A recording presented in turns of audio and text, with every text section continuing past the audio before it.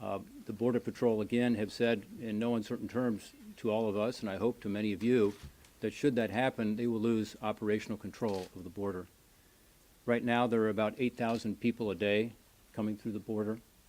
They believe that if Title 42 is revoked, that number will increase dramatically. The Department of Homeland Security has told us privately that they think that's between 12,000 and 18,000 people a day. So this is just impossible for the Border Patrol to handle. The Title 42 issue, to set the stage here for my colleagues and their remarks, is in litigation. There's a judge in Louisiana who has said that the administration cannot simply revoke this, but they have not set a date as to what might be the appropriate time frame, if there is one. So there's a lot of uncertainty right now, certainly. But we have to presume that the administration may be successful here, and that means Title 42 would come to an end. Roughly half of the people who come to the border are turned away under Title 42. Roughly half. So the 1 million people a year is really 2 million people a year. About 1 million are turned back under Title 42. We also know that the Public Health Emergency and the National Emergencies Act are continuing in place indefinitely. So there seems to be a real disconnect between what's happening with regard to Title 42 on the one hand and the public health emergencies on the other hand. This is a situation that, again, is already a crisis, already something that we cannot handle with current resources. Yesterday, we had a conference call with the Secretary of the Department of Homeland Security, Alejandro Mayorkas, in which he laid out a potential plan should Title 42 be revoked. It sounds a lot like the plan currently in place, which is simply to expedite people coming through the process.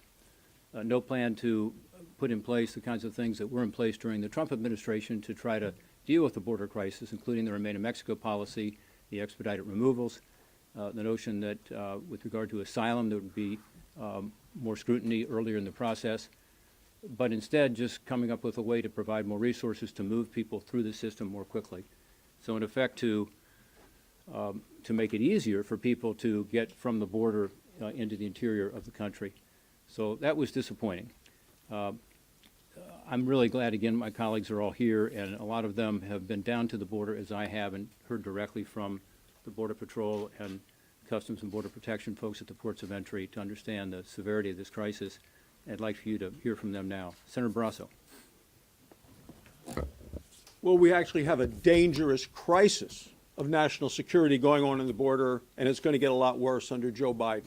From day number one, Joe Biden started rolling out the red carpet to illegal immigrants by signing so many executive orders specifically making it easier for illegal immigrants to come to the United States.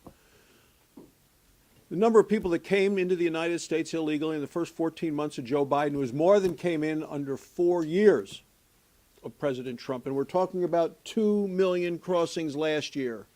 And if Title 42 goes along, we're talking about over 500,000 expected next month alone. And if the numbers alone aren't distressing enough, it's taking a look at who some of these people are in terms of criminals, drug dealers, gang members. And if you're on the terrorist watch list, this is a dream come true for you if you're trying to get into the United States illegally. Now, we have a number of Democrats who are now running away from the president. These are Democrats who are running for re-election, and they're running scared because they know the president's policies on immigration are so very unpopular. But President Biden has turned over the border and his policies on immigration to people who really don't believe there should even be a border. I mean, even the Vice President of the United States, when she was running for president, said she wanted to eliminate immigrations and customs enforcement. We know what we need to do to secure the border. Enforce the law. Finish the wall.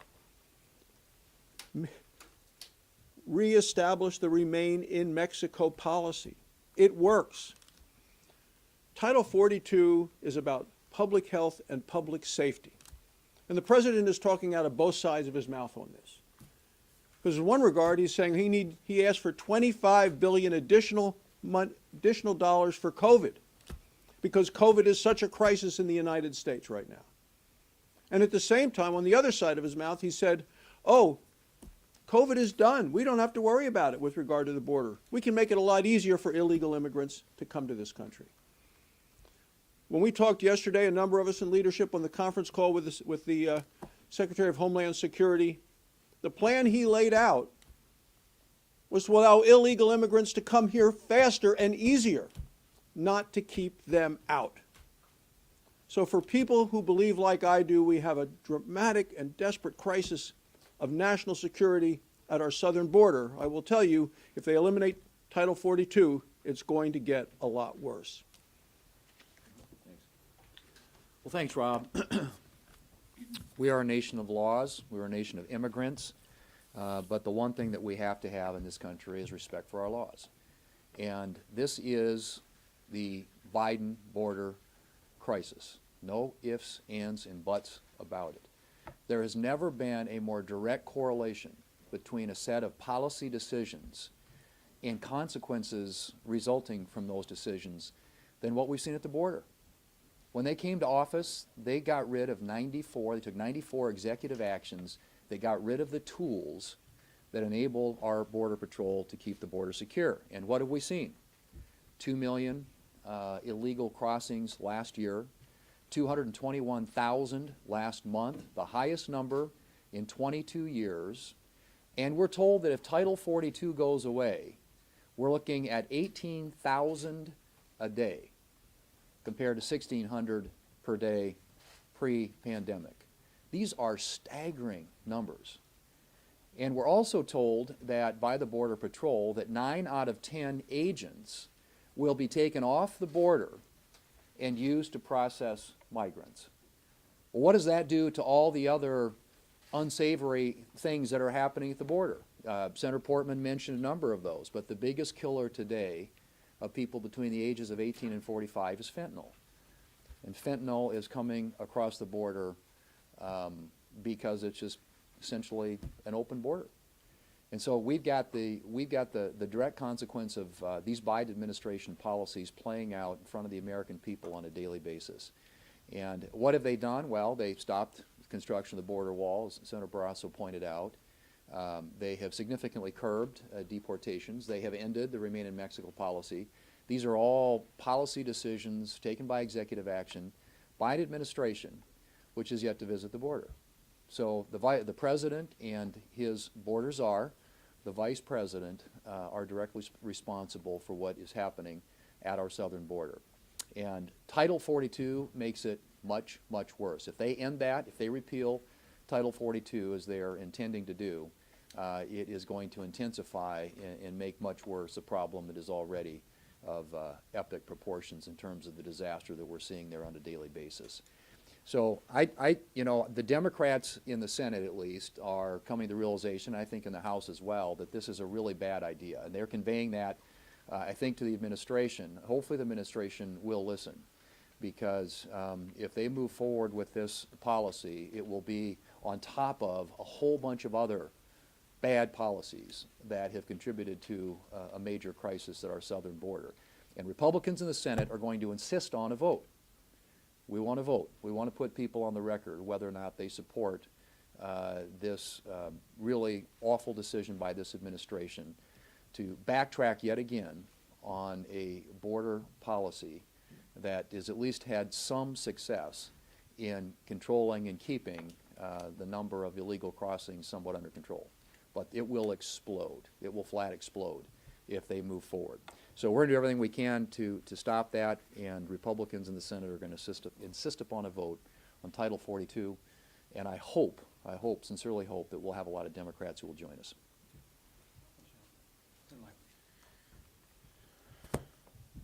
This is policy insanity. The Biden administration is getting the immigration policy that they designed. They stripped away all the restrictions for actually people crossing the border. They get this result. Now, with record high numbers of people illegally crossing the border, now they're saying, and we're going to drop Title 42 as well. So we get record high numbers now of illegal crossings, and they're going to say, we're going to strip away the last piece that we hadn't taken away before to increase this number even higher. May I remind everyone that's here of the simple fact: the 221,000 encounters, as they called them, from the last month is a record high number. What people are not talking about as well are the 66,000 what they call gotaways that also happened last month. That is, the Border Patrol were so active trying to round up and engage this group of 221,000, they could see in the distance and count people crossing the border. There were 66,000 that we had no contact with, that we literally watched them come across the border. Who's crossing the border and what's happening at this point? Well, it's people from 157 different countries just in the last 6 months that have crossed the border. None of these individuals have a criminal background check actually carried out on them from their home country. They're doing a criminal background check if they've committed a crime in the United States before, but we have no idea in the country they're coming from if there's a criminal background at all. And for the 66,000 gotaways that happened just last month, we have no criminal background check in this country or in their previous country. This is opening up our nation to additional crime. While the American people are literally saying, let's deal with the crime problem, the Biden administration is opening up the border more and having even more people cross the border with no check, with no evaluation of their previous history at all. This is why I say it is policy insanity what they're doing. The plan that we were given yesterday, this plan statement that came in from Alejandro Mayorkas, this plan that was supposed to define out for us is not a plan at all. It's basically how they're going to move people into the country faster. It notes things like currently they're releasing people into the country and giving them 8 years before there's a hearing. They're going to now just catch and release people the same at a faster pace, moving them into the country and say, now you've got to check in within a year. But there is no evaluation. There's no chase on those individuals if they don't check in. So whether it's an 8-year time period, whether it is now, or whether they magically move that to a 1-year time period, there's no change. Fascinatingly enough, in this report, they say they're lifting Title 42 authority at the border because there's no COVID at the border, but they can't detain individuals because there's COVID in their detention facilities. So there's no COVID when you're crossing the border, but if you actually hold people in detention, then there's mass COVID, so we can't actually hold people in detention. So they don't increase bed space at all in this process. That's a major problem. And can I tell you, if you read through the report, and I hope you do, from what they call a supposed plan, this is not a plan. This is just what they plan to be able to carry out to do to increase the numbers even more. It's not a plan to decrease the numbers. And I can say that not based on my opinion, but based on theirs. Go to the back of their report of their supposed plan on this. They end with their conclusion statement. May I read this to you? The conclusion statement says, despite the best efforts of our dedicated DHS workforce and our partners executing this comprehensive plan, a significant increase in migrant encounters will substantially strain our system even further. So their plan is not to reduce the number of people crossing. Their plan is, this is about to get worse, and we're aware that this is about to get worse. This is not a plan to stop illegal immigration. This is a plan to accelerate illegal immigration, and they even admit it. This has got to stop. The American people just want the enforcement of our laws. That is not too much to ask. Well, thank you all for being here, and thank you, Rob, for spearheading this. Well, we've been here before. We've been talking about this is at least the second or third press conference that I've been a party of to talk in a cautionary tale as to what we see over the horizon. And the administration, by their own admission by numbers, as James said, they are acknowledging that it will occur. So here we go again. Here we go again. But there's a couple differences. Significantly, as Senator Portman mentioned, our colleagues on the other side of the aisle, in growing numbers, are imploring the president to postpone, to relook, and to rethink the decision to get rid of Title 42 in May. And so we see those numbers. I think as we get closer to the date, we know these numbers are going to go up. But we also have our friends in the media that would not normally be rising to put on their opinion pages things that we agree with, maybe. Here we got the Washington Post. A migrant surge is coming at the border, and Biden is not ready. That was in April of this year. And then we have NPR that says, what happens at the border once it is lifted, Title 42? In a word, influx. That's a mild word, I think, compared to what we think will happen. And no will happen. It's going to be a catastrophe. And Senator Langford and Senator Portman and Senator Thune, we were on this call yesterday with the Secretary Mayorkas. And when we talked afterwards, 6-point plan, as James was pointing out, it's only a way to manage the more and more numbers that are coming, and it isn't really managing. It's transportation, it's healthcare, it's moving people from actually the border into more central parts and then processing them there. What's that going to do? That's going to keep you all away from the processing centers of where all of this is really occurring. In my view, that's ducking the media, in my view, and ducking what the real numbers could and will be.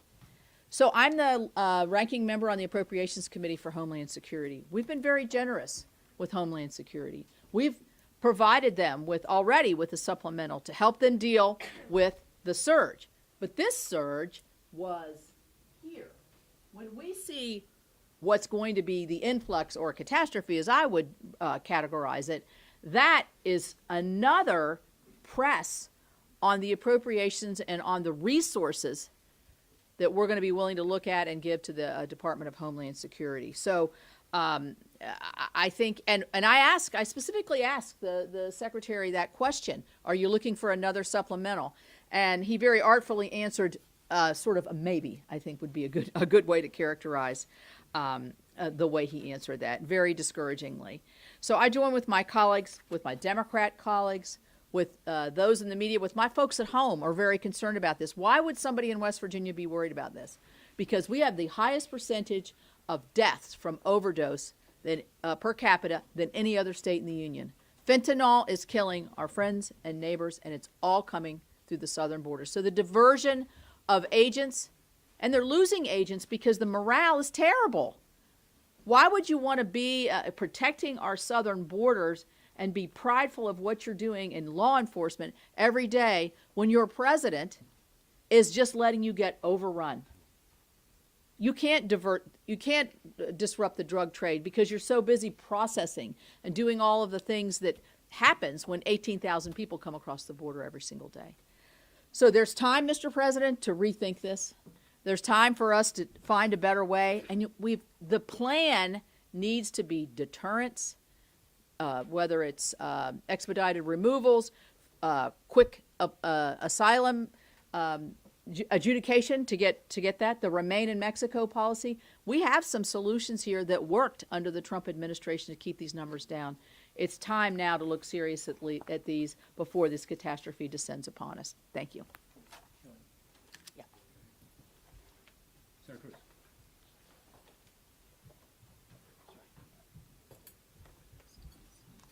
Thank you, Rob. Right now, we've got a crisis at our southern border. It is chaos. It is endangering the safety and security of Americans. We are seeing hundreds of thousands of children being brought in by human traffickers, many of them subject to violent abuse, to sexual abuse. We're seeing criminals, violent criminals. We're seeing gang members. We're seeing people who are known terrorists coming in illegally. This chaos is the result of political decisions made by Joe Biden and Kamala Harris. And looking at the chaos at the southern border, only this administration would decide it's not bad enough that we have the highest rate of illegal immigration in 61 years, 2 million people last year. It's not bad enough. They want to make it worse by rescinding the use of Title 42 to protect against COVID-19 infections. It's interesting that on April 1st, the CDC issued a statement urging the end of Title 42, saying, quote, "After considering current public health conditions and an increased availability of tools to fight COVID-19, such as highly effective vaccines and therapeutics, the CDC director has determined that an order suspending the right to introduce migrants into the United States is no longer necessary." 12 days later, on April 13th, the same CDC extended the order that everyone must wear masks on airplanes. So here's the Biden administration's reasoning. It's just fine, according to the CDC, for tens of thousands of illegal aliens to be released who may well have COVID-19, to surge into Texas communities where the hospitals are overrun, they are full, where the schools are full, where the jails are full.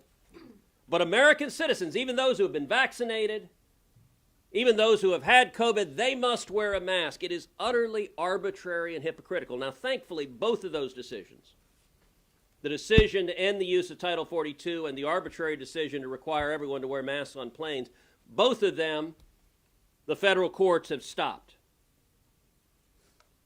But the partisan hypocrisy is stunning. This is the CDC embracing open borders.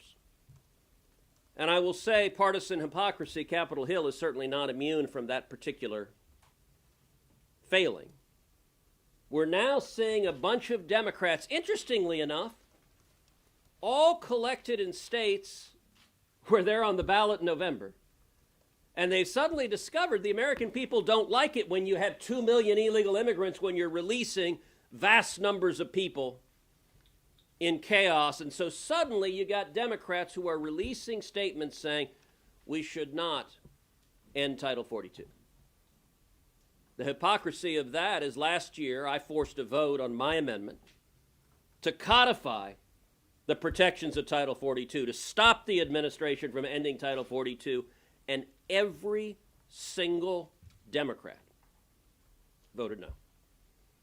Every one of the Democrats is putting out press statements. So the press statements are actually very convenient because the corporate media will happily parrot that they oppose ending Title 42, while ignoring the fact that when they had a chance to actually do something about it, every single Democrat voted no. And by the way, many of us have been fighting to get another vote on Title 42, and Chuck Schumer is blocking the vote because he doesn't want to vote to put people on record.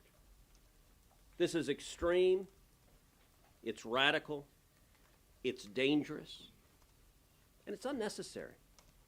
The open border policies of this administration are a disaster, and I'll tell you, my prediction is in November, South Texas is turning bright red. South Texas has been a heavily Democrat region of our state for 100+ years. This November, I think we're going to elect Republican members of Congress. I think we've got a good shot at electing 2 or even 3 Hispanic women Republicans to represent South Texas, because I can tell you when I sit down at roundtables in South Texas, elected Democrats tell me, if my party is the party of open borders, I can't support that. This is a disaster, and it is caused by Joe Biden and Kamala Harris.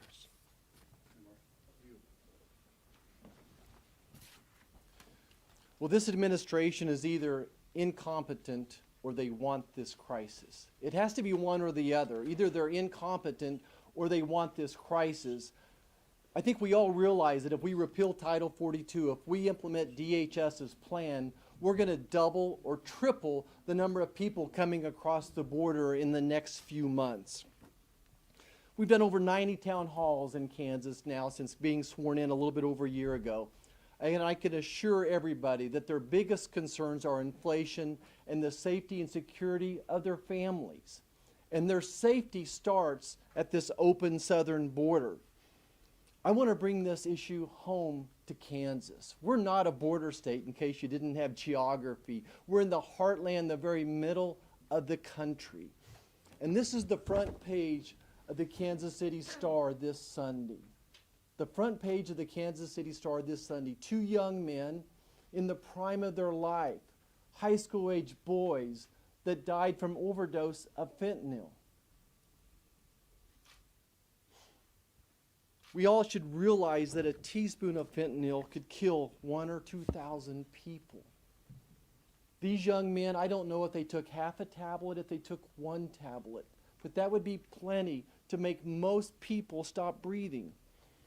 In the past 3 months, Kansas has had 2,500 drug overdoses.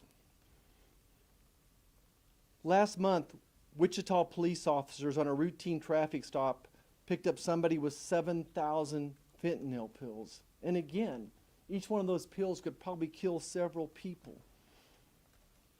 We've apprehended, since Joe Biden was sworn in, over 6 tons of fentanyl seized at the border. I drive a Dodge Ram truck. I could back my truck up and fill that 10 or 12 times, and that's how much we've seized. And we could assume that multiples of that have got across the border.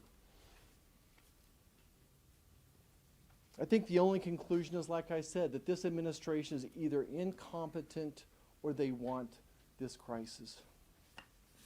Thank you.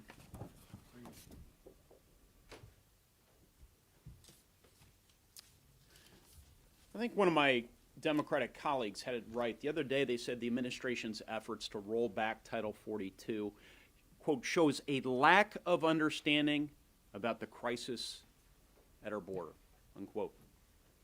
Now, the White House says this issue's about public health concerns, about the pandemic, but the Biden administration only seems to be concerned about the pandemic when it supports their liberal agenda. Now, according to the administration, the pandemic continues on airplanes, where they continue to fight for a mask mandate. The pandemic continues in the halls of Congress, where the administration continues to lobby for billions of dollars in emergency relief funds. But on the border, they say the pandemic's over. Come on. Immigration officials have warned that letting Title 42 expire will make our border crisis 3 times worse. 3 times worse after a year where we had 2 million illegal border crossings. We know what needs to be done. The administration needs to stop playing games. They need to do what's right for the country. They need to enforce the law, and they need to do what a bipartisan majority of United States senators is now calling for. Keep Title 42 in place and secure the border. So last week I was in Del Rio. I was in Eagle Pass, and went down to see our North Dakota Guardsmen. We have 125 Guardsmen down there, also in Uvalde. And they're the eyes and ears of the Border Patrol. So I was down there to support them and, again, call attention to the crisis that is going on at the border. Now, it's interesting. Last year I was down there with Cornyn and Cruz. We had 16 senators, and we were just to the east in the Rio Grande sector. Del Rio sector is immediately to the west. The Rio Grande sector has been the busiest sector. Now remember, 220,000 illegal encounters by Border Patrol just in the last month, in March. Okay, 1.7 million last year, and that doesn't even count the gotaways. Okay, and what's going on is, at the time we were there, the Rio Grande sector was the busiest. Now that's becoming the Del Rio sector because they're migrating over there because they have many fewer Border Patrol officers in the Del Rio sector. So they move where there's the least resistance. Senator Portman, myself, we were in Mexico last year, we were in Central America, we were in South America. It's a demand pull situation because in Mexico and Central America and South America, they know if they come, they're getting in. So they're coming. And interestingly, last year when we were in the Rio Grande sector, they said people were coming from 50 different countries. 50 different countries last year. This year, just last week when I was in Del Rio, they said 100 different countries. So Customs and Border Protection gave us a briefing, and they said that's gone from 50 different countries, people illegally crossing the southern border, now from 100 different countries. Think about that. Yeah. The numbers are staggering.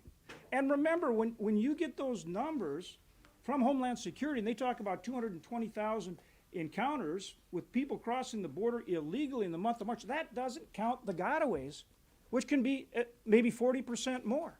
And those are the folks that don't want to be encountered. Why? Because they have criminal records, they have drugs, they're human trafficking. That's what's going on. And if the administration lifts Public Order 42, it just gets worse. It just gets worse. When I was down there, we had 2 guardsmen from the North Dakota National Guard, Specialist Alvarado, Specialist Clem, who had just saved 5 migrants who were trying to cross at Del Rio. They were out there, and the river's high, the current is strong. There were 5 migrants that probably would have drowned. They went out and they got them, and they saved them at great risk to themselves. And we know what that risk is because we saw what happened to a Texas National Guardsman here just this week. He drowned out there trying to save migrants crossing illegally who were trafficking drugs. That's a tragedy. That's a tragedy. Why is this administration not stopping that? Why is this administration not stopping that?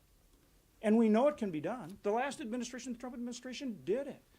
You enforce you keep Public Health Order 42 in place. You enforce the Third Safe Country Protocol and the Remain in Mexico Protocol, and you build the border wall. And we can secure that border. Congress needs to push for it. The courts need to push for it, and the public needs to push for it. We need to get the Biden administration to enforce the law and secure the border.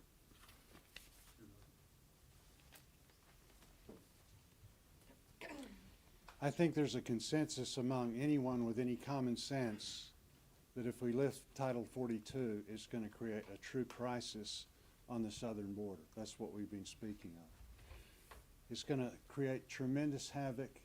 John mentioned the men and women that work so hard on the border, do a tremendous job. You can imagine the strain that they're under now, but it's going to be unimaginable what they're going to be facing. The other thing is it's going to put tremendous pressure throughout all of our government agencies.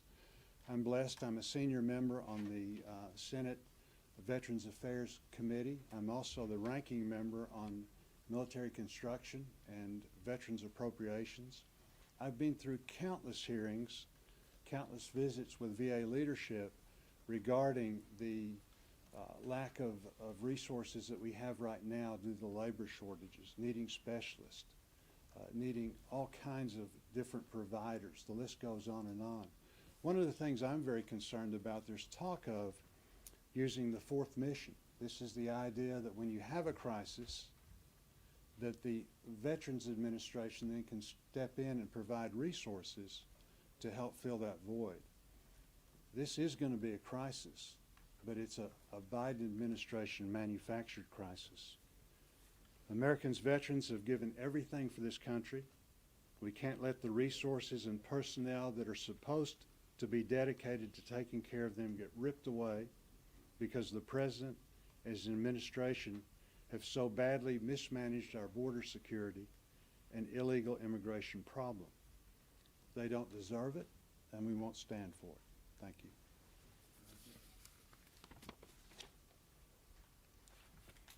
I think it's pretty clear that everyone that has spoken today just wants President Biden to do his job and to protect Americans. You know, this administration is continuing to just wreak havoc on the southern border. You know, it tells Americans that Title 42 is no longer necessary because COVID's behind us. And in the same breath, they're asking for billions of dollars in more COVID relief. How hypocritical is that? You know, it is amazing that the Biden administration is ending the COVID emergency for illegal immigrants, but is filing appeal on a federal judge's order to overturn the mask mandates on airplanes, trains, and buses.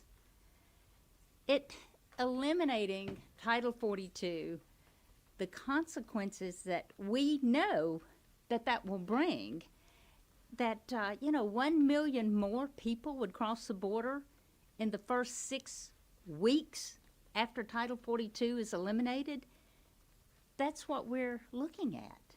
It will make this issue that is already an unbelievable crisis, it will make it 3 times as bad as it is now. It is unreal that you've got an administration that is actually implementing this and defending it. You know, Shelley said, why is West Virginia so concerned? Let me tell you why Mississippi is so concerned. Interstate 10 and Interstate 20 run right through Mississippi. This past week, a driver was pulled over, and, these law enforcement agents have such a hard time, but a driver was pulled over and arrested, a Texas man, for transporting over 3 pounds of these fentanyl pills that we're talking about. 3 pounds of this little pill. And it was right there in Rankin County in Mississippi. It's destroying lives. It's destroying families. Our job is to protect Americans. Our job is to enforce American laws. So, when it comes down to the Biden administration just simply using COVID as an excuse to push through these liberal policies, and it just doesn't matter what it's doing to the safety of Americans. It is unbelievable. We need to continue to have these press conferences. We know what's in front of us. Again, we're just asking President Biden to do his job to protect Americans and enforce the laws that have already been passed. Cindy, thank you. Questions, comments? Yes. Senator Portman, some of your Democratic colleagues aren't necessarily opposed to lifting Title 42, rather lifting it without a plan. Now that there has been a plan released by Secretary Mayorkas yesterday, are you worried that some of your colleagues across the aisle are going to switch over their sides? Have you had any conversations with them? What are you hearing? No, it's a great question. I have not heard that, but I wouldn't be surprised. The problem is it's not really a plan. And, we looked at it carefully yesterday. We had a briefing on it. And primarily what it does is it expedites the immigration process. As an example, instead of having processing at the border, there would be processing on the bus or other means of transportation going further into the interior to take pressure off the border.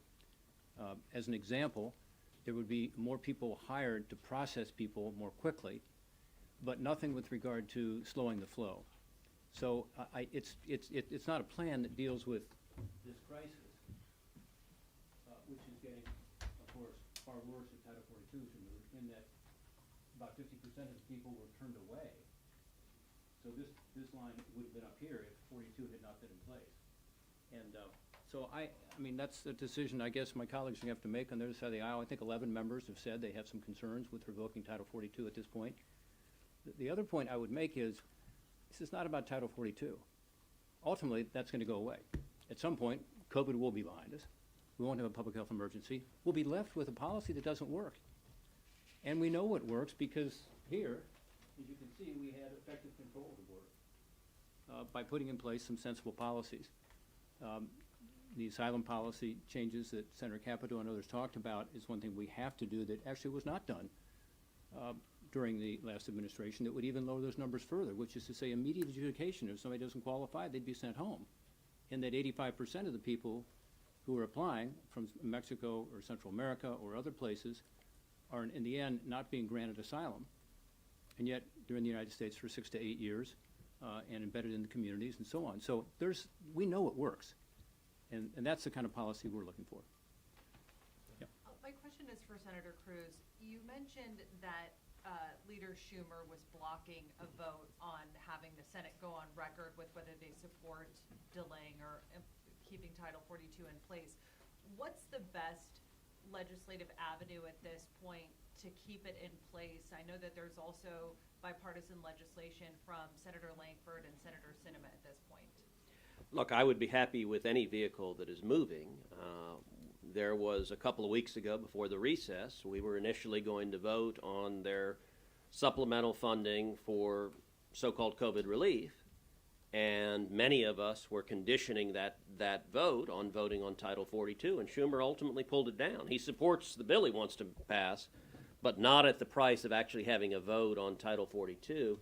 And my point is, if Democrats could have come to this press conference. There are no Democrat senators standing here. So I get that the ones up for re-election are putting out press statements claiming that they don't want to end it. But when they voted on it, every single one, 100% of them, voted against preserving Title 42. Do Republicans concede that this is no longer really about public health? Because Republicans have been very vocal about rescinding all other pandemic-related restrictions. But Title 42 was ostensibly put forward as a public health measure. So if you don't support mask mandates, right, and a host of others, then how do you justify continuing to support Title 42? Look, mask mandates are the height of hypocrisy. And by the way, I will say on mask mandates, if you look on any airplane, people are voting with their faces. Vast majority of people on planes, the instant the mandate was repealed, pulled them off. I got to say, I'm actually pleasantly comforted, even in the Capitol Hill Press Corps, which I think is fair to say is not a right-wing organization, the large majority of reporters in this room made the choice and voted with your faces not to wear the mask. Listen, the crisis here ultimately is about the deliberate chaos and human suffering at the border. When we had the lowest rate of illegal immigration in 45 years under Donald Trump, it wasn't Title 42 that was driving it. It was the Remain in Mexico agreement. It was enforcing the laws. The reason for this chaos is Joe Biden and Kamala Harris made the political decision not to enforce the laws, to release vast numbers of illegal aliens. And with Title 42, they want to release much more. You know, I was looking at one of the... Title 42 was put in place because of COVID. So if you are against COVID era restrictions... Look, I'm against an unsecured border. I'm against the chaos. One estimate is that if Title 42 is rescinded permanently, 170,000 more illegal aliens will come through our southern border. That's a massive number. We had 221,303 come across our southern border last month alone. And that's in a month. Yeah, that's not an annual year. That's a month. If Joe Biden follows through with rescinding Title 42, we will see the highest rate of illegal immigration in the history of the United States of America. That is their desired outcome. And on COVID, the utter hypocrisy of it. Look, when you say it's not about public health, let me encourage you, come down to South Texas. Visit the hospitals in Laredo that are full, or in McAllen that are full. Visit the schools that are full. Come to the Biden cages. For 4 years, every Democrat and the corporate press talked about kids in cages, kids in cages. How many of y'all have done a story on the Biden cages? What you didn't report on is Barack Obama built those cages. The cages are more full today under Joe Biden than they ever have been. And the last time we went there with 19 senators, the rate of COVID positivity in the Biden cages was over 10%. So this is public health as well. But the Biden administration, the only group on planet Earth they don't care about having COVID is illegal immigrants who they want to release into this country. So you're saying it's not about COVID then? The rollback of Title 42, you're saying it's about immigration? It's about both. Because Title 42, as my colleague says, is implemented as a COVID measure. Yeah, let me take a crack at this also, because as I said earlier, Title 42 is not going to be there into the future. It's a public health order. It shouldn't be. Once we're beyond this COVID period, which is all the more reason we have to put in place sensible policies to deal with this crisis. Title 42 is not the long-term solution. It's not sustainable. It's just we all know that. for now to address. It's not convenient. It's the fact that it's all there is. If we don't have it, if we don't have it, there will be. So there are 2 million people who come to the border now every year, based on last year's numbers, which is the highest it's ever been since 1924, when the Border Patrol started keeping statistics. By far the highest ever. If Title 42 is lifted, think about it. Instead of 2 million and 1 million people coming into the country, you have just by math now 2 million people coming into the country. And there are a lot more people coming also, as you've seen, all over the world. It's not just Central America. This chart, which is interesting, I think, because it talks about outside of Mexico and the Northern Triangle, the increase coming. It's 150 countries. It's people from not just Latin America, but Asia and Africa and the Middle East. So that is why taking away 42 would be a catastrophe right now. But it's going to have to go away. That's why the administration needs to put in place a policy behind it. This is what these 11 Democrats are saying, to your question. You can't pull 42 without something in the alternative, something to replace it, or else you have total chaos. And that's what we're not seeing. And the proposal to deal with it we heard about yesterday, again, is more to facilitate the vast increase in numbers rather than to deal with the numbers. And it's not fair. It's not fair to these countries in Central America and Latin America and really around the world who, as we talked, John Hoeven talked about being in Mexico, Central America, and Latin America with him last year. The presidents of these countries, who met with all 4 of them, all said the same thing. You guys are drawing our people north with your policies. Your asylum policy is a magnet. Stop doing that. It causes us problems. We don't want to lose all these people, first of all. But second of all, the migrant caravans and so on coming through. Stop it. Change your policies. Put in place sensible policies. That's all we're asking for. But in terms of sensible policies, are there any immigrants that your party can support at this point? You know what I mean? Like, there's, I mean, it We're used to be strongly, the party, we're Republicans strongly say in you were the support of party legal immigration. We're but strongly now- in support of legal immigration. Strongly. But how though? In what policy during this Congress have Republicans done anything to support legal immigration?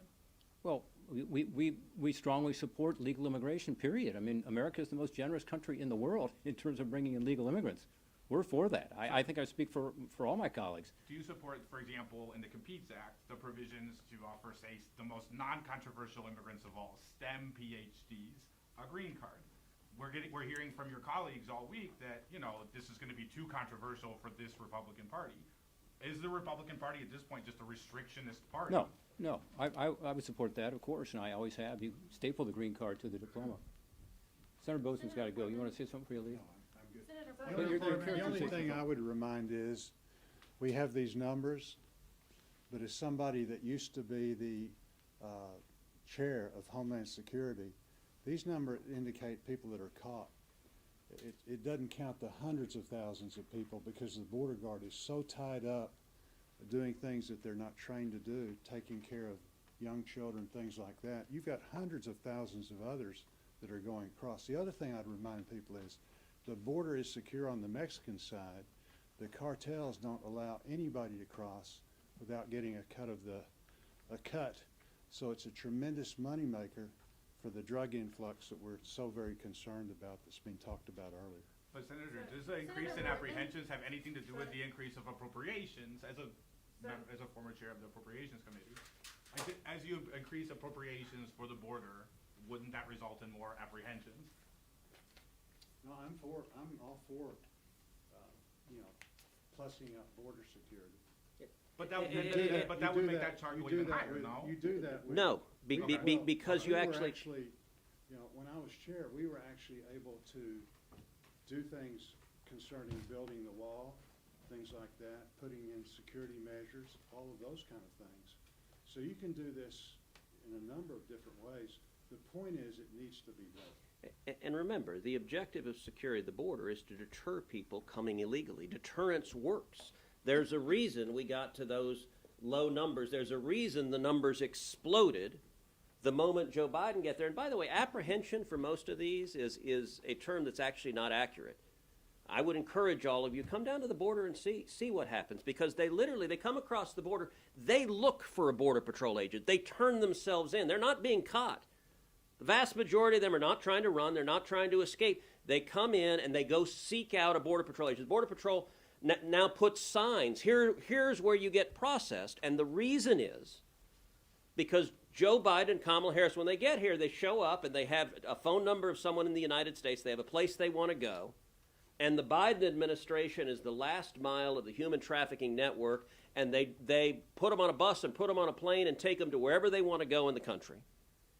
And so these are not apprehensions. The objective is to deter people from crossing illegally. We know how to do it, and it's a very simple thing. You enforce the law. What Joe Biden and Kamala Harris won't do is enforce the law. Let's take two more questions. Speaking of deterrence, and you had mentioned this earlier about the current immigration system does need to be reformed as far as asylum processing, adjudication. So would you agree with the DHS on that point, that you guys do need to do something to reform the immigration process? Or do you think that if the administration implemented deterrence policies, that the current immigration system would be enough would work well? Well, on the report that was issued yesterday, that James Langford had, you will see it says something interesting. It says our current immigration policy is broken, and yet there's no proposal to fix it. So absolutely we want to work with them on that, but that's not what they're proposing. With regard to asylum, the only proposal that they've had, and this came out about a month ago, was to put asylum officers on the border to do an initial screen. But when that individual was deemed not to be eligible for asylum because they didn't meet the standard of credible fear, then that person would be able to immediately appeal to an immigration judge. So in effect, it only created another bump in the road. In other words, another time delay, as opposed to the policy that I would support. And Senator Cornyn and Senator Sinema have legislation that goes along these lines, which is to actually provide the funding to provide an immigration adjudication with regard to asylum at the border immediately.